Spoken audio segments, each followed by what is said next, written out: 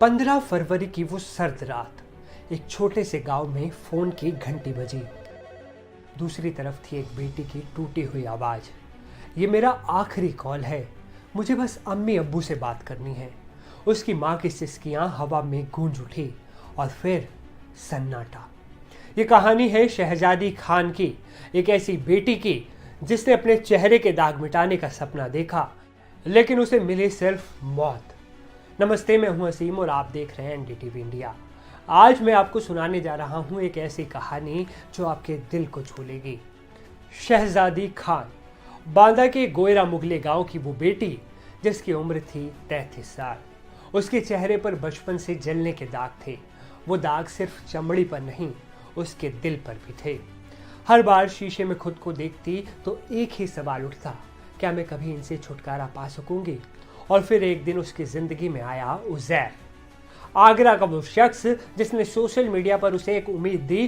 कहा, यूएई में तुम्हारी सर्जरी हो सकती है, तुम्हारा चेहरा फिर से खूबसूरत बन सकता है। एक लड़की के लिए कितना बड़ा सपना था।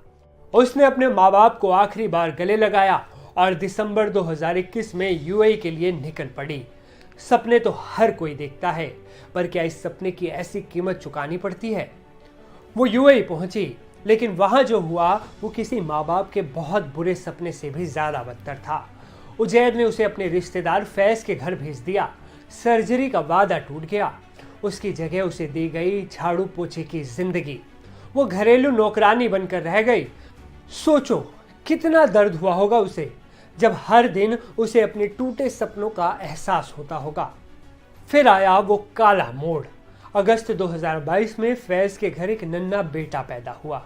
शहजादी को उस 4 महीने के मासूम की देखभाल सौंपी गई। वो उसे अपने बच्चे की तरह संभालती थी, लेकिन 7 दिसंबर को सब कुछ बदल गया। उस दिन बच्चे को वैक्सीन लगी थी और रात होते होते वो मासूम इस दुनिया से चला गया। फैज और उसकी बीवी का गम गुस्से में बदल गया।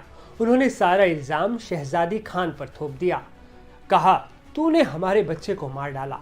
एक माँ का दर्द समझा जा सकता है, लेकिन क्या शहजादी सचमुच कसूरवार थी या वो बस एक आसान निशाना बन गई? 10 फरवरी 2023 को उसे अबू धाबी पुलिस के हवाले कर दिया गया। कोर्ट में उसकी आवाज दब गई। 31 जुलाई को उसे मौत की सजा सुना दी गई।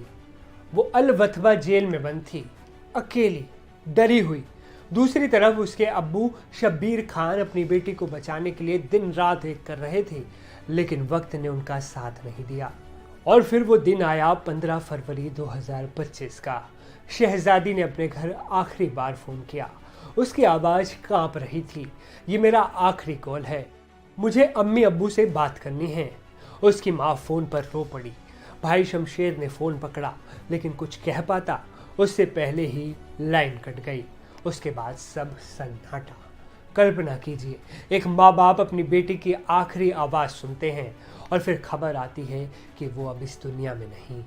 दिल्ली हाईकोर्ट में पता चला कि उसी दिन 15 फरवरी को उसे फांसी दे दी गई। उसकी लाश कहाँ है, किसी को नहीं पता। कोर्ट में सिर्फ इतना कहा गया कि 5 मार्च को उसका अंतिम संस्कार दुबई में होगा। लेकिन ये कहानी यहीं खत्म नहीं होती। शमशेर रो रो कर कहता है, मेरी बहन बेकसूर थी। उजैर ने उसे सपनों के जाल में फंसाया, उससे 3 लाख रुपए और जेवर छीने और उसे नौकरानी बनाकर बेच दिया।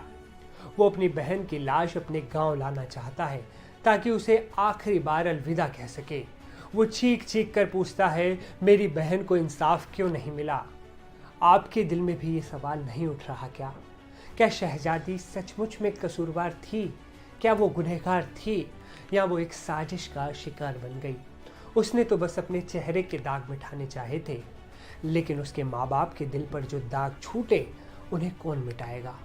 तो ये थी कहानी शहजादी खान की, एक बेटी, एक बहन जो सपनों के पीछे गई और लौटी सिर्फ यादों में।